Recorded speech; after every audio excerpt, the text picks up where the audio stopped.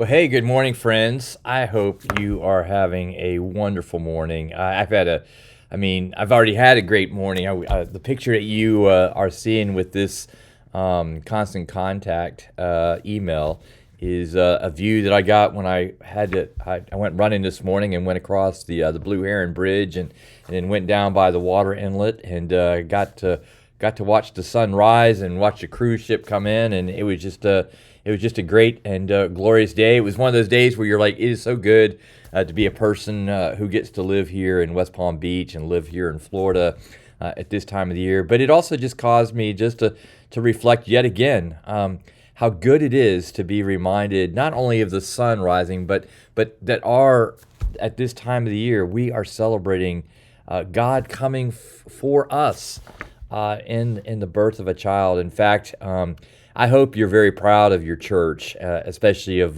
this past week. We've had a wonderful, wonderful nights of a night in Bethlehem. I know I'm throwing a whole lot of words there together, but I'm pretty excited about all that's been going on this week. We've had a wonderful cast of characters who've done just a tremendous job in telling that wonderful story. If I say wonderful one more time, I think I might go nuts here. Amazing, But they just done an incredible job, and I hope tomorrow when you come and join us at church that you'll be sure to thank those folks that have done just a lot of self-sacrifice in putting together a tremendous show. In fact, if you haven't caught the show, you still got one more chance. We have a free matinee today at 1 o'clock, and so if I were you, and you haven't come to see the show, I'd cancel whatever plans you have and come and watch and be amazed at the talent that's on that stage and the message that's being told. And none of that, what those folks did on stage, is certainly incredible. But none of that was possible without folks that were working behind the scenes as well, and the folks that came to eat and were served. I mean, the cleanup. It was just a class job, and so you really should be very proud of your church and for the way it continues to seek out opportunity to serve the community. Hey, just a few announcements I want you to be mindful of. Don't forget, next Sunday is our potluck Christmas dinner on the grounds. We're going to have, really, it's not dinner, it's lunch. And so I would love to encourage you to come. To probably, well, it'll be after the 11:15 service. Let me just say it that way. So we'll still have both of our services going on in Sunday school in between.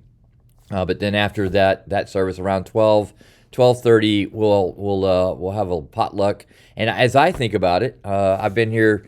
I'll be coming up on 3 years, and we haven't done that together. So this will be fun to have you bring out your best recipes, and we'll gather around tables and fellowship with one another and just have a good time. So I hope you're making plans to do that. And then just a reminder, we have our Christmas Eve services, one at 5:30 and one at 8 o'clock. Both of those will include the traditional candlelight services. They're two different services, but both of them will be focused in on the Christmas story. At the 5:30 service, we're going to look at it from a perspective of Mary and Joseph and what it was like for them to enter into Bethlehem, and we'll tell that story. And then at the 8 o'clock service, we're going to go through the Bible and listen to Christmas through the prophets and through the Gospels. And then we will end that service with a candlelight service. So I hope you'll plan to be at one or both of those services.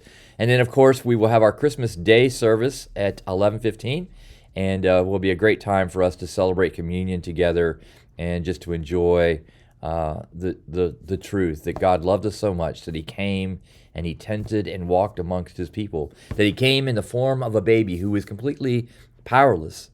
And because He was powerless, it allowed us to be open to receiving the message of God's love and grace. In fact, Simeon makes a comment in the drama that he not only wants to make a place for God in his home, but he also wants to make a place for God in his heart. And I hope that's what's happening for you during this time of Advent. And I look forward to being with you tomorrow, or maybe today at 1 o'clock at our matinee. But until then, may you enjoy the rest of this day. And may you go throughout the day knowing that God loves you and that you matter to God. Take care. We'll see you soon.